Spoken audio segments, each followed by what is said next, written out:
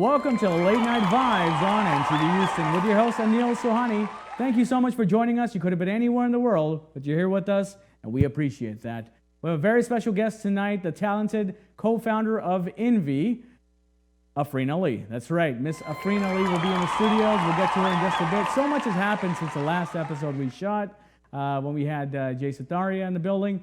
And, really a lot has happened. I can't even believe it, but I went from fiance for a week to legally married. That's right. So thank you for all the comments and love on Facebook, and we truly appreciate it. And in that time, since the last episode, we had Thanksgiving as well.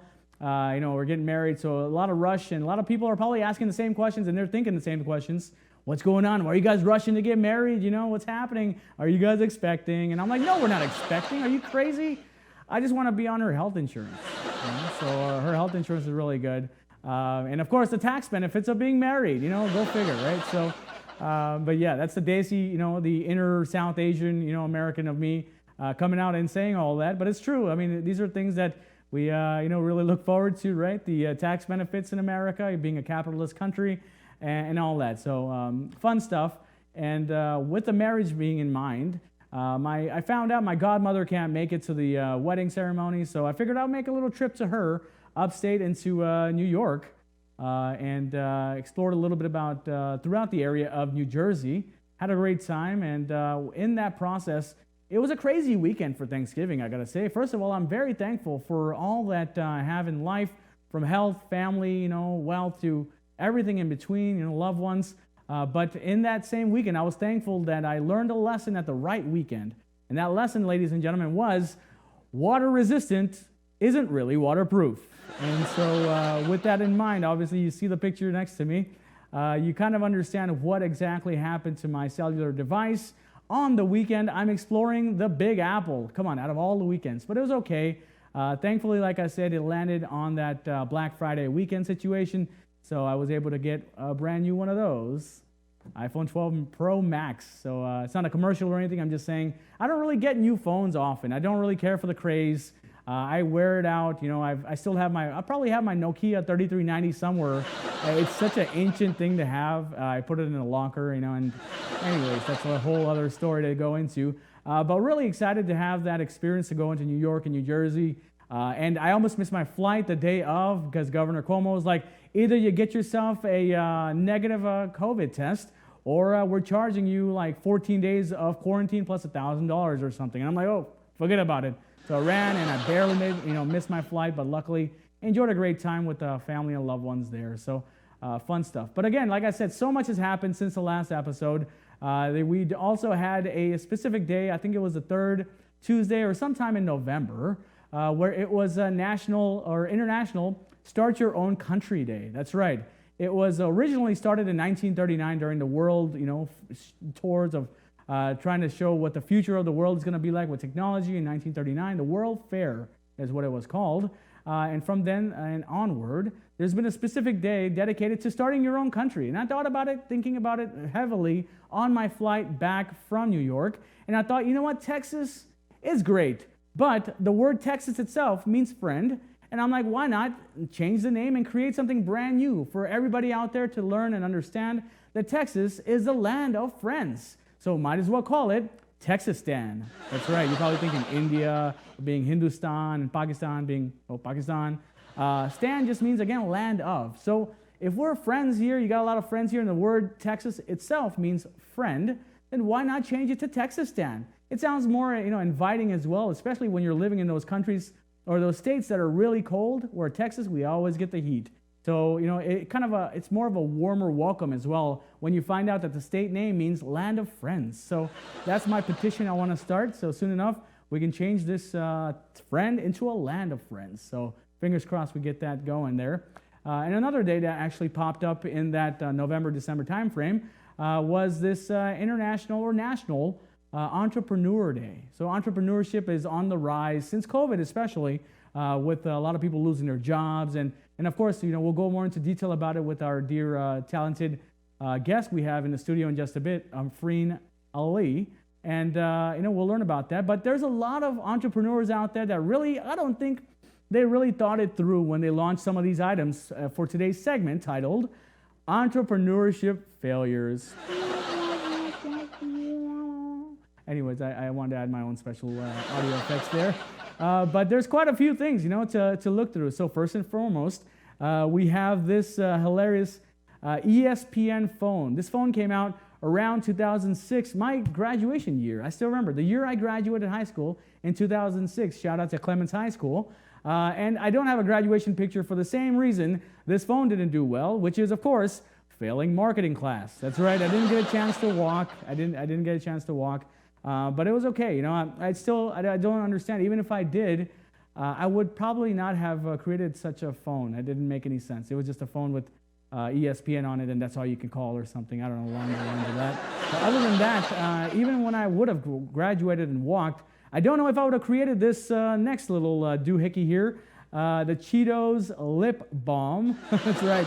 You are not mistaken. I'm not, making a joke here. This is real products that were launched by the Frito-Lay brand back in the day. Even being a chunky monkey, that's right, the chunky monkey who loved Cheetos, I would not have created that product. That didn't make any sense at all to create a Cheetos flavored lip balm. And finally, the third and the most interesting, entrepreneurship failure, in my opinion, from the 90s and 2000s, it had to have been the Harley Davidson cologne. That's right.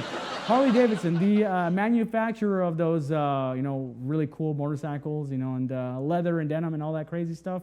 They had their own cologne, and I wonder why this wasn't such a success. At least, I don't know about the rest of the country, but I can tell you right now, for Houstonians, I guarantee you the reason why they stopped buying it was because, of course, when they realized that you can smell like denim, leather, and sweat by doing a pub crawl in Montrose, there's no need to purchase this cologne, right? So shout out to Montrose. And if you didn't like that joke, I don't really mind. I support the LGBTQ community, and I think it's a funny thing to have fun with each other. So yeah, shout out to Montrose District. If you've ever been to Houston, check it out. A lot of fun, interesting people, and places to enjoy there, to say the least. I've never really explored as much, but I know what it smells like sometimes when I'm passing by, and I'm like, oh my God, that smells like the Harley Davidson commercial cologne. So either way, that's the reason why they failed at selling that product right there. But that pretty much wraps up the entrepreneurship failures segment for the show. I can't end that right there and just say, oh, next we have, of course, Afreen Ali, because she is an entrepreneurial success. And I'm looking forward to meeting individuals like her, and you'll hear her story in just a bit, and folks out there as well who have that passion. And really that passion, it can really take you so far. If you have a passion for something, one thing I've realized, even for myself here on NCV's Late Night Vibes, this was all a passion, like a pipeline or a pipe dream, I'd say about 15 years ago. I never would have thought that I would have my own late night talk show in my life. But if you believe it, you can, achieve it, and all you have to do is, think about it and, work hard at it, and anything can happen. I love meeting young entrepreneurs, and really the goal is to bring on as many interesting minds as possible to share as much as they know, because the goal for me in life is to not only make the world happy and laugh, but to spread this thing, this thing we call a knowledge society. Very, very important to have it. I know it's supposed to be a very funny ha-ha show, but I think I want to make sure I highlight that before we have that little break that's coming up in just a few. Like I said, it's been such a wild ride this past November, December, and this whole 2020, so I'm very glad and happy that we're able to, land it very calm, cool, and collected in this December.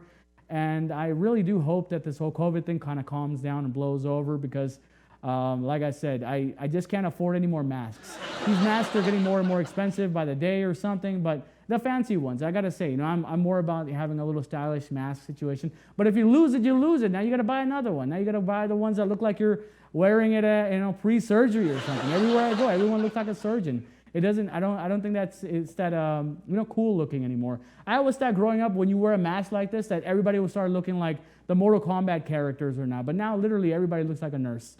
So shout out to the nurses, by the way, all the healthcare workers working under pressure, working hard. My mother-in-law, as you can say, because I'm legally married. She's also a nurse. So again, all the hard work that these healthcare folks out there are doing to make sure that we stop the spread of this crazy situation, this pandemic. Kudos to y'all, and hats off. If I wore a hat, I don't have a hat on.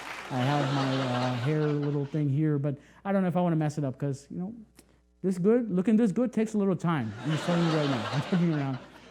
But you're probably wondering, where'd my beard go? That's another thing, right?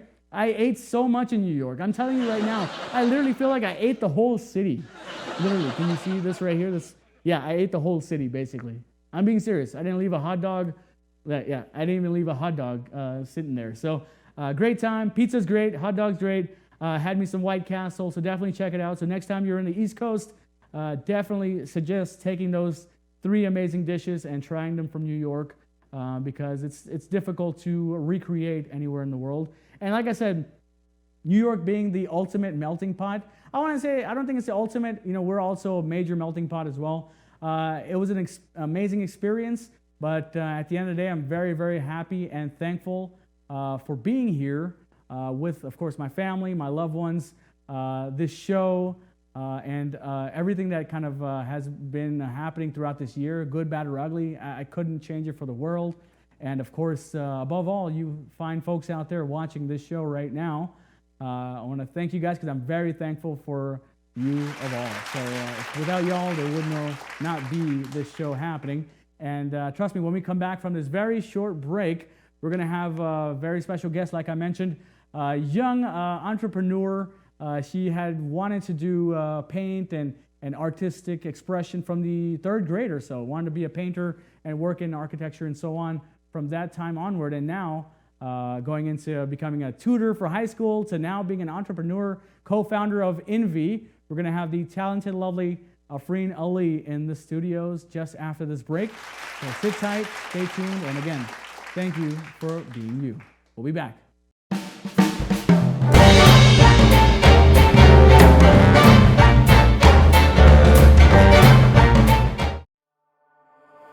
Stafford is a strong and diverse community, seeking a strong and diverse leader. Stafford is in desperate need of professional, new leadership. AJ Honore is a leader who is innovative, a leader who is creative, and a leader who is all about the people of Stafford. I know he cares about Stafford because he dedicates his time and his effort, and he's done his research and homework about how to make our city better. I will always work for the interests of the human soul of every person in Stafford. Vote for AJ Honore in the runoff elections as your next mayor. During the season's best sales event, Ron Carter Cadillac delivers 0% APR for 72 months plus $2,500 bonus cash on all 2020 XT4, XT5, and XT6. Or drive 2020 XT4 Luxury Collection only $299 a month. 2020 XT5 Premium Luxury Collection just $369 a month. And first ever 2020 XT6 Premium Luxury Collection just $399 a month. All for 39-month lease with just $1 down. RonCarterCadillac.com. When it comes to protecting yourself and your partners, all the information out there can be overwhelming. Visit our website. We are a free and confidential service, striving to help you stay informed and stay notified. We are committed to a healthy Houston.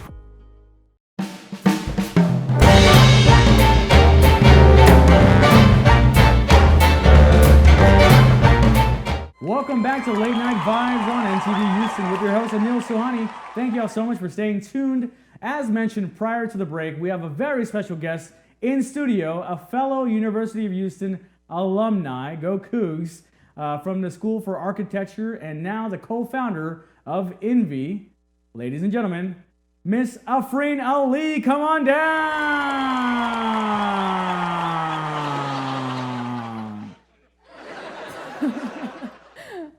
Hello. Hi, Anil. Welcome. Thank you so much for coming in. I know you got a busy schedule. No problem. I'm glad to be here. So tell me about this. So you went from high school tutor, all right, to a co-founder of a virtual architectural design studio. Who, what, when, where, how, and why? Yeah, it's been roller coaster, a bit of a journey.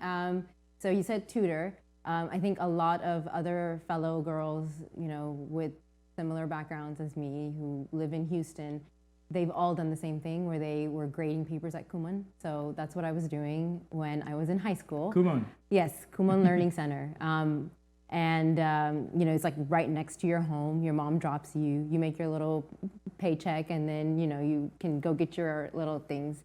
But yeah, that was the first job that I had. And then I started architecture school.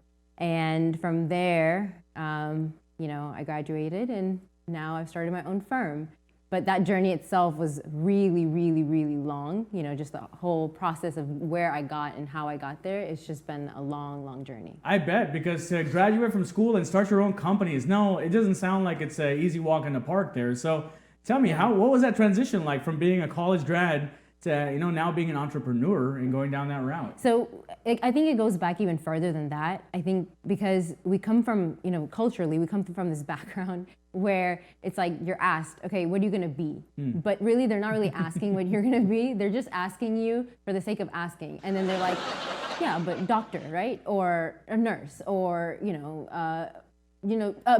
You're going to get a business major. So when you told them like, I want to be an architect, oh, beta, you said doctor wrong. You didn't say doctor properly. You're not pronouncing the word doctor properly. Beta, try again. No, yeah, exactly. But the thing is, though, I was surrounded with that environment. You know, I was surrounded with my mother who, you know, basically sewed all my outfits, all of my Indian outfits, all my dresses when I was a little baby. And so I was surrounded with that creativity, you know, and I mean, I wore those dresses like this, you know, pageant queen. You're walking around in dresses all the time like a pageant queen. I was almost going to say like this, you know, the shield. Like I was so like, I felt powerful in it, you know, because I knew my mom had done it with so much love and care. And then my father, he's always, you know, building things, and he's just a guy that knows how to fix things. And, you know, if I had anything that I needed to figure out, he always had a solution for it. Oh, wow, okay. So he, you know, making tables, you know, fixing walls, doing this, that. So all the tools were there in the garage. And so with that type of environment, it was inevitable that I gravitated towards, you know, architecture school. Okay. But that initial step, I think it started because I also had the passion for painting and drawing and all that. So that whole mixture, you know, brought me to architecture school. And that journey itself was quite interesting. Really? So, Are you the only architect in the family, or are there others that follow that footpath? No, I'm the only person that went to architecture school. However, you know, a family business is, we do install blinds and shades and all these things. So we're somehow related to that, you know, field where we're somehow trying to make things look beautiful in some way or form. And yeah, so that I'm the first person that did architecture school, and I hope it's not the last. You know, I'm trying to create an army of people in my family. Like, let's everybody just go and think about design. But yeah, so no, I'm not the first.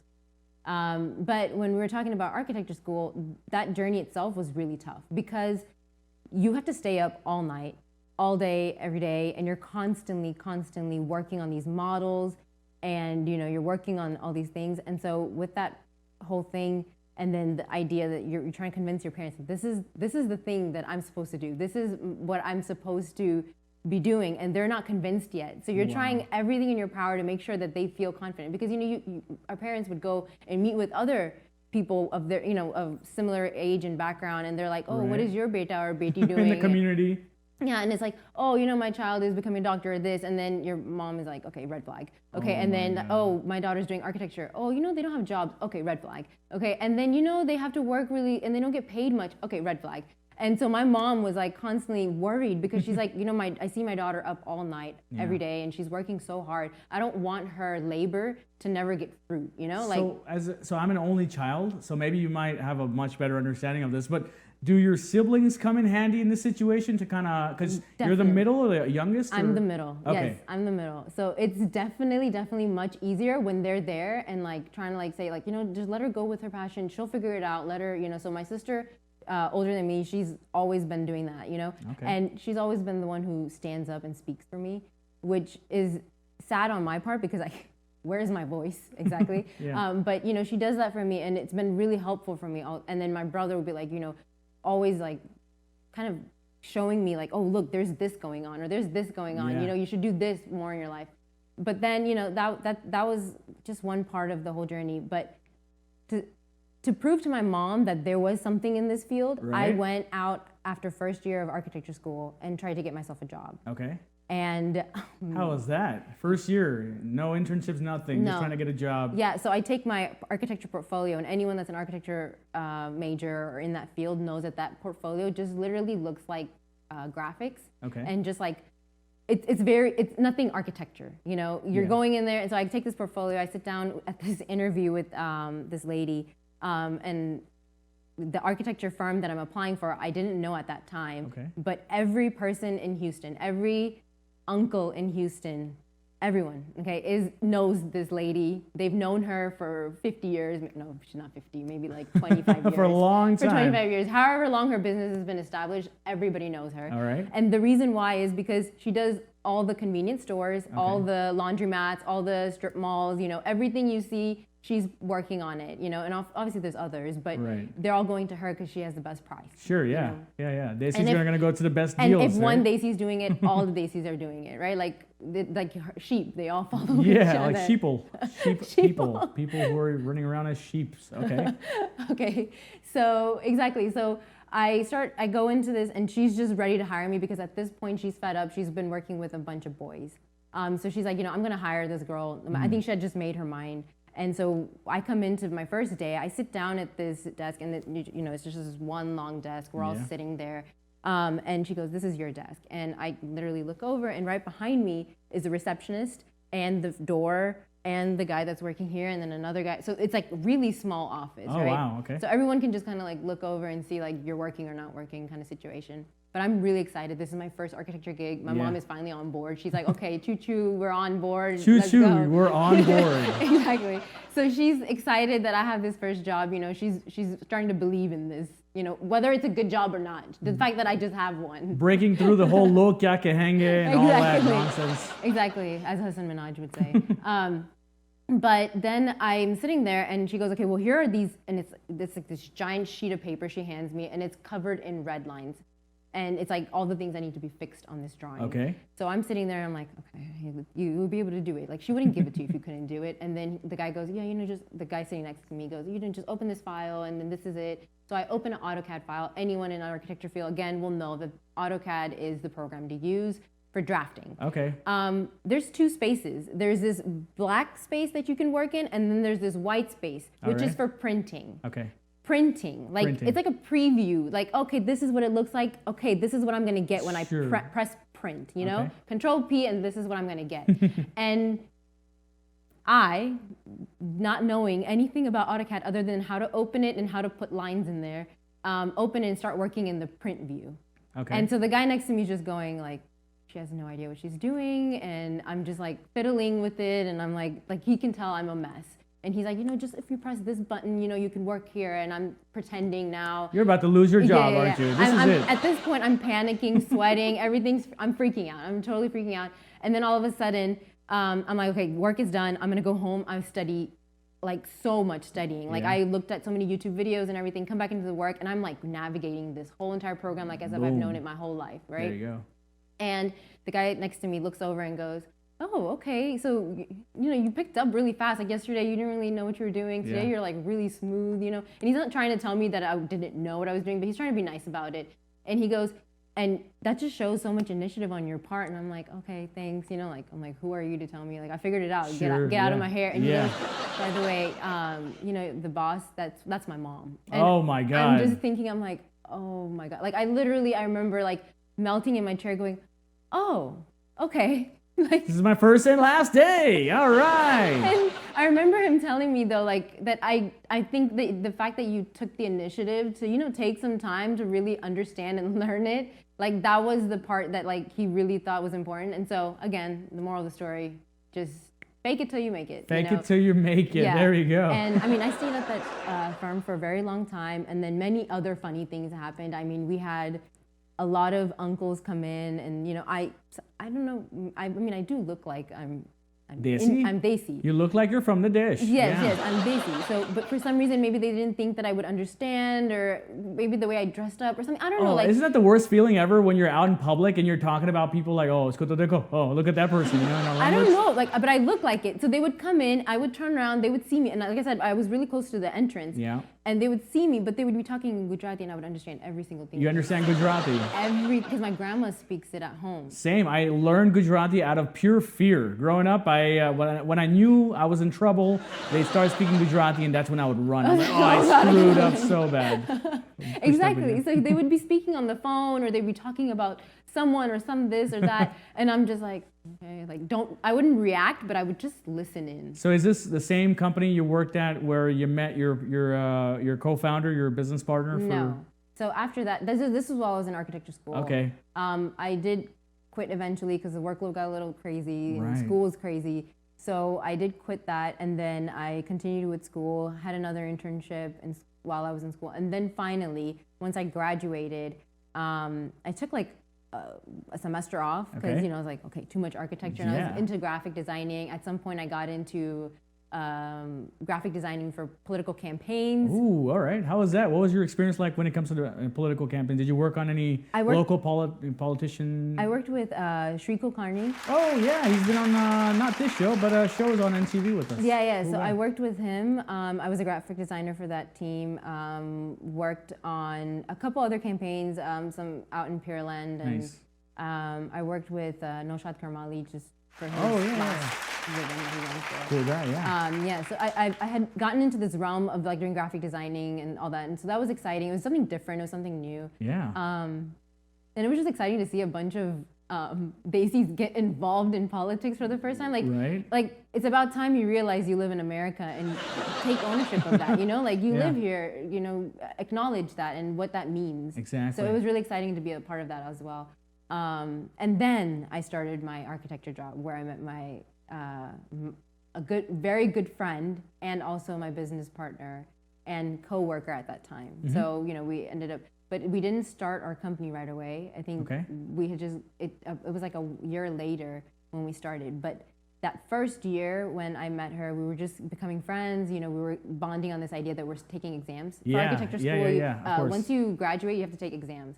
So we were just kind of bonding on that, and then on food, like I think it would be early morning. We would sit down at work, and the first thing we'd already started talking about was like, oh man, what do you want to eat for lunch? Yeah. Like, we haven't even had breakfast yet, and we're thinking about lunch. So There you go. we quickly, like, our chemistry was there. Yeah. And then I think what really sealed the deal was 2019 was really tough on both her and I. I bet. We were studying for exams. Exams take you into a place where it's so technical, and it makes your life, like, you feel kind of miserable, and you Yeah. start to do that to yourself. You're like, no, I just got to get these exams done, and then I can really get the stuff I wanted in life. Right. And I don't know why we do that to ourselves, why we think that there's a saying that we have, like, to basically, I don't want to butcher, and I'm sure the people that are going to watch this later are going to make fun of me, but papar bill, like, Popper Bill. so it basically means to like, when you make roti and you like roll out the dough and like. I just eat it. I don't make it. Yeah, but that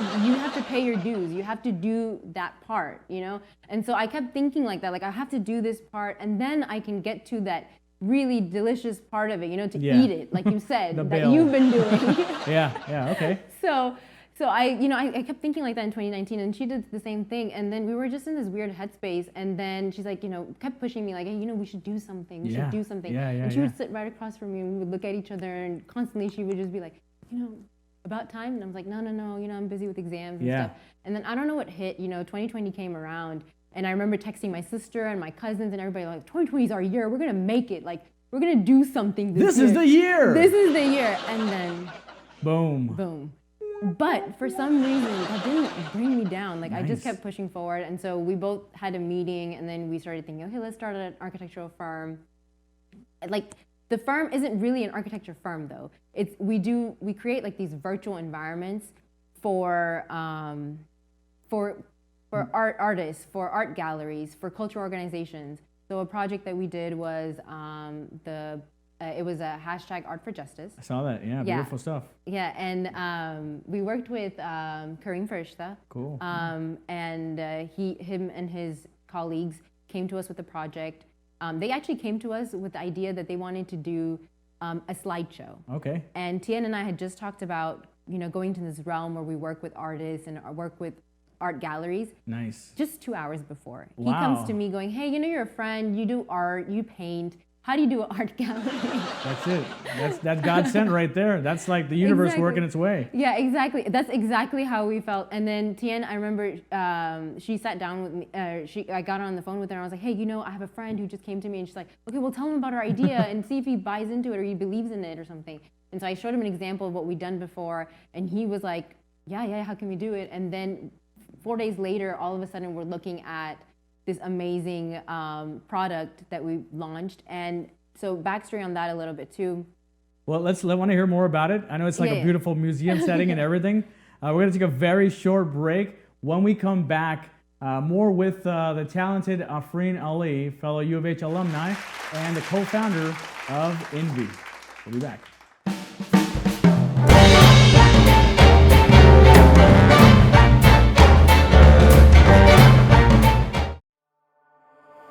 Stafford is a strong and diverse community, seeking a strong and diverse leader. Stafford is in desperate need of professional, new leadership. AJ Honore is a leader who is innovative, a leader who is creative, and a leader who is all about the people of Stafford. I know he cares about Stafford because he dedicates his time and his effort, and he's done his research and homework about how to make our city better. I will always work for the interests of the human soul of every person in Stafford. Vote for AJ Honore in the runoff elections as your next mayor.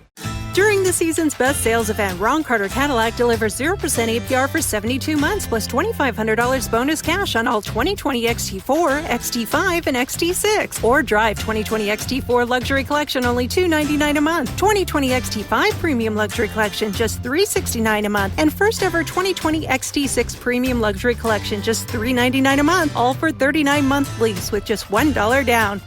RonCarterCadillac.com.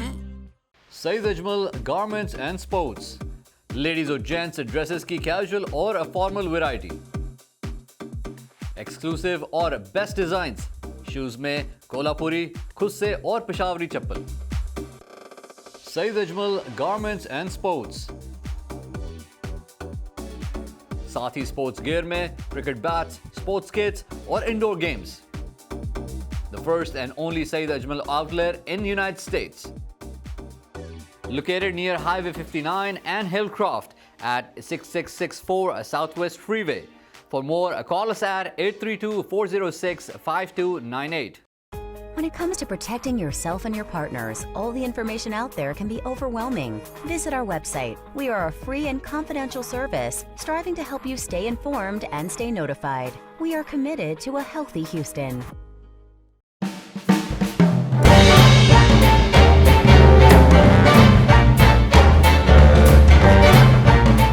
Welcome back to Late Night Vibes on NTV Houston with your host Anil Sohani and of course our very special guest in studio today, the talented Miss Afreen Ali. Welcome back. Hey. Awesome. So that was a whole crazy story prior, learning about how you came from high school tutor from Kuban to working at some auntie uncle's place, a mom and pop shop, and now owning your own international. I'm going to say international because the team alone is in almost every continent or so. A virtual design studio for architectural, design, Yep. and that's all under the age of 30. So being under 30, I think it's really exciting. And are you looking up am I under the age of 30? Or you are under the age of 30, right? I am. Some of my team members, but we're very young. So most of us are like 35 and below. I wanna say. Gotcha. But very young team and from all around the world. So when we started the company, we knew that we wanted to make sure that we were able to include people from all around the world, especially since we were working off of the computers and we didn't need to have a physical location. True. So our team goes from Bangladesh. At one point we had Egypt, Iran. We have people from Colombia, Venezuela, Brazil. Wow. So the team is diverse. It's very unique. My business partner Tien, she's Vietnamese. Okay. I'm half Pakistani, half Indian. and then, you know, the whole blend of America and all that. And so we have a very diverse team, and it's really exciting to work with everyone, and also like the whole time zone thing where we're trying to figure it out, and like, okay, we have a meeting at this time, and then someone doesn't show up, and we're like, oh, that person probably didn't figure it out. So it's like that's the one challenge. But yeah, it's been really exciting. It's been like a whirlwind of stuff with Envy, and then, you know, just going from, you know, I think we've talked on different occasions about just the idea that, you know, I had got furloughed earlier this year because of COVID. Then I got called back, and then Envy was started, and then I had applied for a program, and then I had gone to Italy, and then came back, and now, so it's just been, you know, it's just been a roller coaster this year. But somehow I just kind of held on, and I was like, I'm going for the ride. Yes, that's the way to be. That's the way to go. I'm being honest with you. I think that's phenomenal. And plus, you know, for you to say that you have such an international team, and you took a little break over the summer, you went to Italy. Yeah. So how was that? Because, you know, when we discussed it, if you're going to U of H and if you're living in Houston, a lot of times for people who don't know much about the University of Houston, it's more so a commuter school. You know, people go there living from home because it's really the most economical way to do it. And so to live at home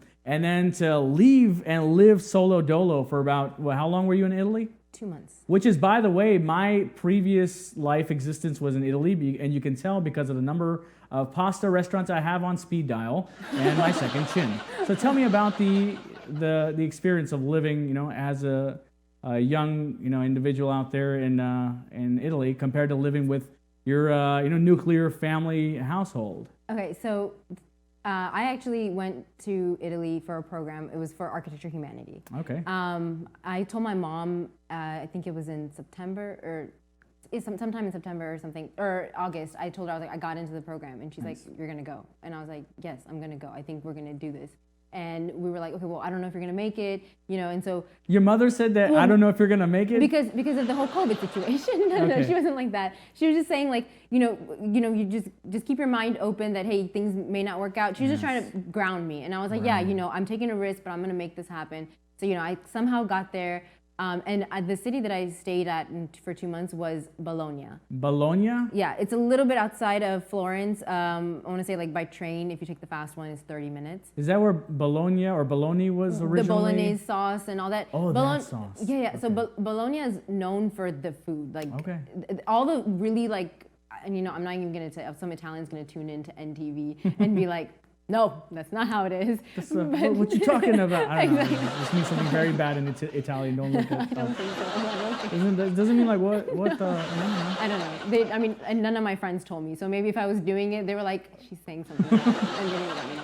But no, when I was there, they told me that a lot of the food was, you know, there was a hub of like experiment, and all the food that's like popular Italian food, that's where it starts from, originates from. So that was something that I was doing. I was definitely eating there. But yeah, I was there for 2 months alone. Wow. And while I was there, I remember, because you said I was a commuter, right? So I stayed with my parents up in high school, college, everything. You know, I've been staying with my parents, and this is the first time that I'm about to live somewhere alone. And I remember the first night, I closed the lights and I got into bed, and then all of a sudden I heard a creak, and I'm like, what is that? Like, okay, what is that? And then, like, you know, you hear someone talking downstairs in Italian, and then you hear like some guy with like a bottle of wine downstairs, and he drops it or something because the trash can's right out there. And I'm just like, what is all that noise? Like, I'm not used to that, right? Because at home, like, if a mouse or a cockroach or something comes in, I can call somebody and be like, come take care of this. You know, they're in the room next door. But in this situation, I'm alone. So the first night, I think I was like really paranoid. And then the second night, I didn't even notice. And then third, and then I got really used to that routine, and I got really used to the idea of not having to respond to my mom saying like, oh, I'm gonna eat at this time, or cook this, or hey, I'm gonna come help you in the kitchen. If I wanted to leave the dishes in the sink, I could. I didn't, I cleaned. But still, you know, it's just the idea that you are on your own schedule, and now I'm back, and that getting back into that routine is taking a little transitional period, like having to tell my mom, okay, I'll, you know, let's all gather again for this thing, or let's do this together. So I'm on everyone's schedule again versus me being on my own. And so you and your partner right now are the only ones in Houston, and while the rest of the team is international, do you guys see yourself managing the company internationally, or do you want to stay tried and true to Houston? So that's the beauty of the whole thing. I think we can go international, right? Like, Tian, my business partner, decides tomorrow that she wants to move to Alaska for whatever reason, as long as she has internet, we're good. They have internet in Alaska, Exactly. right? No, Yeah, we don't. Producers are saying we don't have internet in Alaska. I'm so sorry, Alaska. Oh, I don't know if they're going to see this, but continue. No, but as long as, so when I got to Italy, I was still active on Envy. You know, I was still able to, she did pick up a lot of my workload because, you know, I was busy with school and everything. Right. But, you know, I was still able to communicate with my team. And then obviously, you know, the team that's on that side of the world was really happy with me being there because they're like, okay, she's tuning in to our time, you know, our daytime, versus me going, okay, at their nighttime, I'm kind of like tuning in. So yeah, right. That's the one thing that's really beautiful about it. Like everyone on our team has the ability to move around. As long as they have internet, they can still work. And that's kind of what's going on with this whole COVID thing, right? Everyone's working from home, but no one's checking if you're home. You could be anywhere and be working. That's true. So when you're talking to your colleagues and stuff, you know, you're having a Zoom calls, and I'm assuming, right? Yeah. You have a Zoom call. Do you do the same thing that pretty much everybody that's a professional nowadays has been doing, where like I've done this. I'm very honest about it, and we're on, you know, live or whatever. But yeah, a lot of times for my college professors who ask for papers and to be able to present or anything like that, I'm suited up, like a clean shave, looking fresh, got a hair fade, cut, everything, looking wham bam, thank you man, ready to go. And then I'm just wearing, you know, pajamas, you know, like my shorts, whatever, you know. Is it like that as well in the entrepreneurial world? I won't lie. I have done that myself. I will like quickly like just put this together and then like this, because it's only to here, right? Mm-hmm. So we just gotta like look presentable from like up here, and then the rest you could just hold your camera up slightly and be like, you don't need to worry about what's going on down there. Or just like make sure, you know, and now everyone's doing that thing where they'll put a background back there, or they'll like ghost out the background. So you really could be like anywhere. Like in India, like behind me, you see people like, you know, just doing some random things. But now I think there's like this like easy out. Like when the meeting is starting to get long, you can just easily just be like, oh, you know, the internet's not working. Okay, you know what? Just give me the meeting notes. I'll catch up. Like that's one thing that I've noticed that people have been doing. Yeah. Like, oh, you know, the internet's not working, so just kind of. A fun thing to do is also, this is kind of an investment as well. Get yourself a nice little small iPad or something, and just place it in front of your computer or whatever you're doing, and just have a loop video of yourself just nodding and agreeing. Okay. And not just nodding, but like also look at my eyes. Whenever I do this, it just means like I understand and I'm serious. And I just squint a little bit, like, yeah, I agree. Yes. It's a video of you doing that. It's a loop. Yeah, it's a loop. Just do that. And they're like, man, and this every guy's now and then, like, yeah. Exactly. So they're like, man, this guy's the most attentive guy ever, compared to John in Japan falling asleep on camera. John, come on, you knew better than that. Only for them to say, I know. And you're like, yes. Yeah. Yes, that's my name. Don't wear it out. So ways to keep it fresh like that. But it's crazy because, you know, during the show, I like to play a little Would You Rather as well, because, you know, everyone gets to know the guest more of a professional level as well as some personal.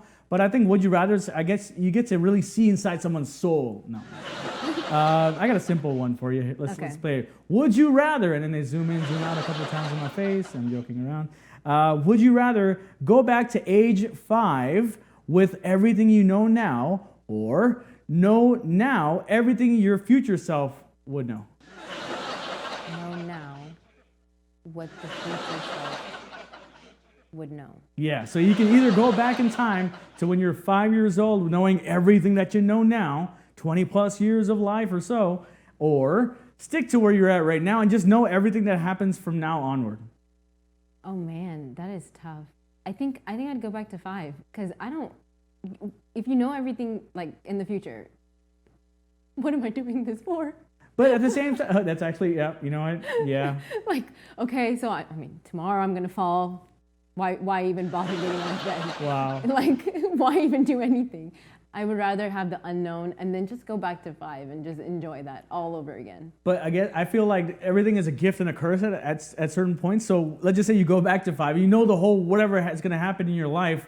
Now it's like, what if instead of understanding the whole, like, you know, process, you only understand the thing that stands out the most at 5 years old? Think about it. If there's a 5-year-old version, what do you mean? That's where babies come from. And then you freak out. And No, but here's the thing. I think that as a 5-year-old, you would just justify everything as like, oh, that was just a long dream, right? Like that's what I would probably do in my head. Like, no, everything is a dream. And then things would play out. And I'm like, I was just a psychic when I was a kid, you know? So that's how it would play out, I'm pretty sure. But there's no way I'm going to go to the future knowing what my future is. That's just, wow. There's just too much pressure there then. I feel you on that. Okay, that's a fair answer. I like that. All right.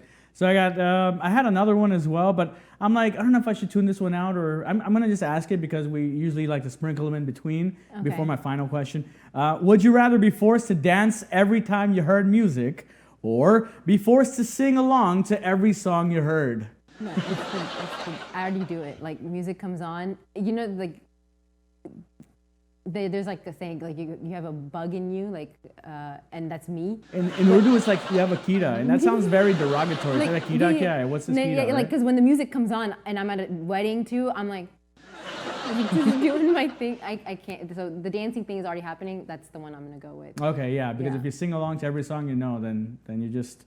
Karaoke king for no reason. For sure. Yeah, there you go. Okay, cool. We're done with the would you rathers. One last question, because this kind of circles back to the first time I ever met you, which was circa 2010, about 10 years ago. When I first met you, you were a painter, and my curiosity from that point till now is really, how did your love for the artistic expression mold who you are today? Because I feel like everyone's got some sort of artistic expression they can display, but not everybody maybe has the courage or the bravery, or sometimes they just don't know that they have it to pursue it. So I'm curious, how has that molded your life and your trajectory on how you are today? Yeah, I think, well, for me personally, I think growing up, it was like just something that I gravitated towards. Like that. There's no kid out there, or maybe there are a few, and they're probably like tuning in. They're like, yeah, that's me.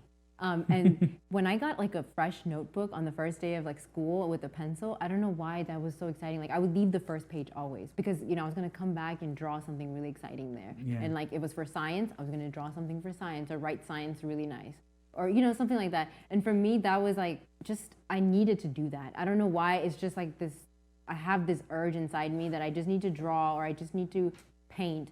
And and so growing up, I knew I loved doing that. And then just imagining, again, Desi parents telling them, I'm going to be a painter. I'm not really going to do anything else with my life. Yeah. That's just scary on its own. So I think I immediately started thinking, okay, well, that's my hobby. That's something I enjoy. That can in the future always become something for me. But what else is there? And architecture was it. It definitely connected the dots there for me, because it's very visual to be a painter or to paint and everything. And then, you were mentioning that you met me because I was painting a window. Yeah, you were painting a window of some sort inside of our cultural center. And I was painting a hand, and it was holding and of course, I'm in my head with all this poetry. Sure, but it was like a little matchstick with a fire on it, and there was birds coming out of it. Whoa. And the idea was, the saying was, the spark that ignites a spirit. And so, I had like spent days and days on it, and I was like, painting it as if my life depended on it. And I had spent so much time, and then when I got there, I had painted the whole thing, and I was just so impressed, and I took so many pictures. I don't even have the pictures anymore. But I remember in that moment, I had felt like I had accomplished so much. Yeah. So I think for anyone that's doing anything, just like be 100% passionate about what you do, because until then, like, you're not talk to them. I'm like, talk to me. Tell them how you really feel. Yeah, but exactly. So I think definitely just do something that you're passionate about, and that's the same thing I tell my brother all the time. I'm like, you're doing accounting, but there's something else to it. Like, you can be an accountant for something that you really enjoy, and he's doing exactly that. He's really into tech. He's into all these different things, and so he's applying as an accountant to those firms. Beautiful. That match up with. So I think everyone should do that a little bit, Pursue their passion, just even a little bit. You never know where it can take you. Exactly. I think I could wholeheartedly concur, because here I am, here you are, like artist to entrepreneur, TV host. If it goes well, then mega TV host. I don't know if there's levels to TV host. I have no idea who's giving out these awards or what. Exactly. But God willing, we'll do something big. But I just want to take this moment and thank you so much for coming in and being able to speak to me, the viewers out there, and everyone who tuned in to Late Night Vibes. on NTV Houston. It's been a pleasure, and again, fake it till you make it. What are the lessons today? The lessons of the day are fake it till you make it, pursue your passions, and keep watching Late Night Vibes on NTV Houston with Anil Sohani. Take care.